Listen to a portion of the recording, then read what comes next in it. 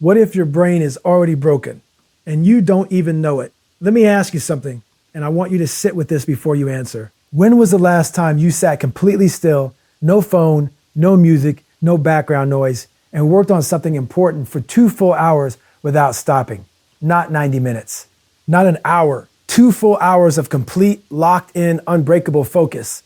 If you're struggling to remember, that's not an accident, that's a symptom. And the terrifying part, most people walk around every single day with this symptom and call it normal. They call it a busy life. They call it being easily distracted. Some of them even go to a doctor and walk away with the label. But here's what nobody tells you. What the content you scroll past at 2 a.m. never says. Your brain hasn't broken down. It's been trained. Slowly, deliberately, over years of tiny decisions, it has been trained to be weak. And the person who trained it to fail, that was you. That's the truth that changes everything.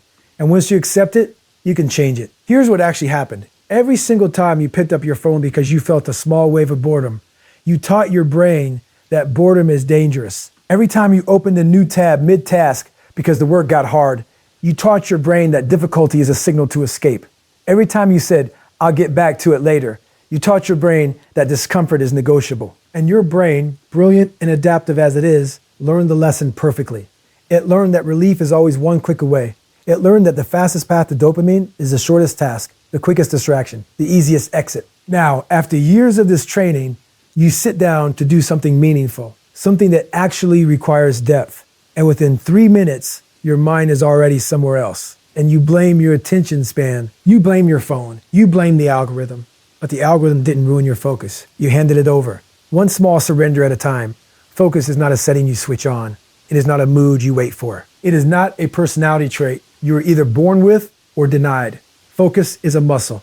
And right now, yours is severely undertrained. The good news?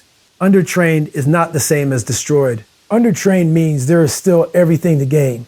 And the path to gaining it is not complicated. It is just brutal. You start by accepting one principle above everything else. Real focus begins exactly where comfort ends. That means the first few minutes of any deep work session are going to feel wrong. Your body will feel restless. Your thoughts will scatter. Something in the back of your mind will invent an urgent reason for you to get up, a message to check, a snack to get, a random question that suddenly feels critical to answer right now. That's not distraction. That's your brain trying to protect you from the discomfort of staying. And here's where the first decision gets made. Most people get up. The few who don't, those are the ones who eventually dominate. Think about what David Goggins did to build his mind. He didn't wait for focus to arrive. He didn't read a book about concentration techniques and apply a 5-step method. He ran when his body was screaming at him to stop.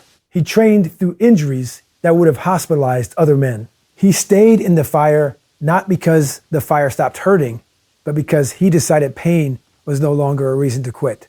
And that decision, made over and over in extreme conditions, rewired something in him. It forged a kind of mental obedience that most people never experience in their lifetime. You don't have to run 100 miles, but you do have to understand the principle. You have to force your mind to stay in the work when it wants to flee. You have to build sessions, short ones at first, where distraction is structurally impossible. Phone in another room, notifications off, timer set, one task in front of you. And when the discomfort hits, and it will, you stay. You don't negotiate. You don't check how you feel. You stay, and then you do it again the next day, and the day after that. Now here's where it gets dark. And this is the part they always cut from the motivational content because it makes people uncomfortable. There is a specific moment in every deep focus session, usually somewhere between 15 and 40 minutes in, where your mind turns against you completely. Not with distraction this time, but with something worse. Doubt. A slow, heavy silence descends, and your own thoughts start working against you. The task in front of you starts to feel pointless. Your energy drops. Time starts crawling, and a voice, quiet but convincing, whispers that you're tired, that you've done enough, that you can come back to this tomorrow, that nobody is watching, that it doesn't matter. This is the moment. This is the battlefield. And almost everyone loses here.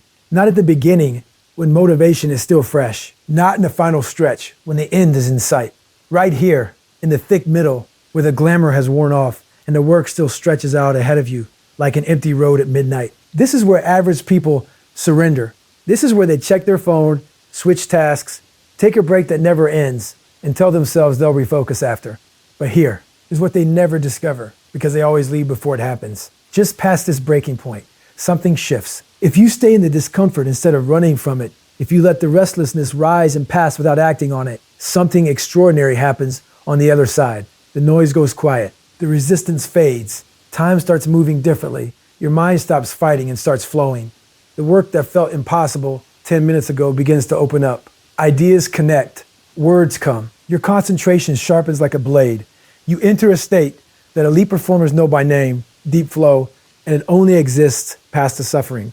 It cannot be accessed from comfort. You have to earn your way through the storm to get there. And this is the cruelest truth about focus. Most people quit right before the breakthrough.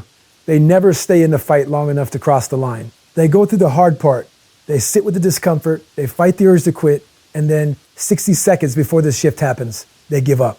They never get the payoff. And because they never feel what deep focus actually feels like, they don't believe it's real. So they never try hard enough again. Don't be that person. Stay in the fire. Push through the middle. The other side is real, and it is worth everything you have to go through to reach it. But technique will only take you so far, and this is where everything either locks in permanently or collapses again within a week. Because focus at its highest level is not a habit. It is an identity. If you still see yourself as someone who gets distracted easily, someone who needs constant stimulation, someone who has always struggled to concentrate, then no system will save you. Your behavior will keep returning to match your self-image because that's what behavior always do. ES, you'll have 3 great days and then 1 weak moment and fall back completely because somewhere deep down, you still believe this isn't really who you are. The shift that actually changes everything isn't a new technique. It's a new story. It's the decision made quietly without announcement that you are no longer someone who tolerates distraction. That unfinished work is unacceptable to you. That your time is something you protect with the same intensity others protect their money, their health, their family. When you make that decision and then prove it to yourself through action, session by session, day by day, your brain starts to rewrite the file it has on you. Old cravings lose their grip. The urge to escape gets quieter. Your tolerance for discomfort grows without you even noticing. Until one day you sit down to work and 2 hours pass like 20 minutes and you realize something has fundamentally changed. That's not willpower, that's identity. And identity is permanent in a way that motivation never is. Here's the final truth, and it is the one that separates people who read content like this and feel inspired for a day from the people who read it and use it to completely transform their results. There will be days, many of them, when you don't feel like it. Days when your mind is heavy before you even start. Days when the work feels meaningless, when progress feels invisible, when sitting down at your desk feels like dragging yourself through concrete. On those days, every weak version of yourself will vote for comfort. Every past habit will pull you toward distraction. And on those days, what you do in the first 5 minutes will determine what kind of person you become. Because anyone can focus when the energy is high and the motivation is fresh. That requires nothing. That proves nothing. But if you K and sit down when it's hard, when you're tired, when you're doubtful, when every excuse is available, and still lock in and do the work, then your actions are no longer at the mercy of your emotions. You have crossed a line that most people never cross. You have become someone whose standards are higher than their feelings. And that, more than talent, more than intelligence, more than opportunity, is the engine of every extraordinary result you have ever admired in someone else. This is how focus becomes a force multiplier. This is how average hours become extraordinary output. This is how you stop being someone who is always preparing and start being someone who is always executing. The decision is simple. It is not easy, but it is simple. Stop negotiating with weakness. Stop waiting for the perfect mood. Stop giving yourself exits. Sit down, lock in, and do the work every single day, no matter what. Because in the end, success does not belong to the most talented. It belongs to the most focused, the most relentless, the version of you that you have been afraid to become. That version is built one session at a time, and it starts now. If this pushed you, subscribe, hit like, and turn on the bell so the next one finds you before you need it.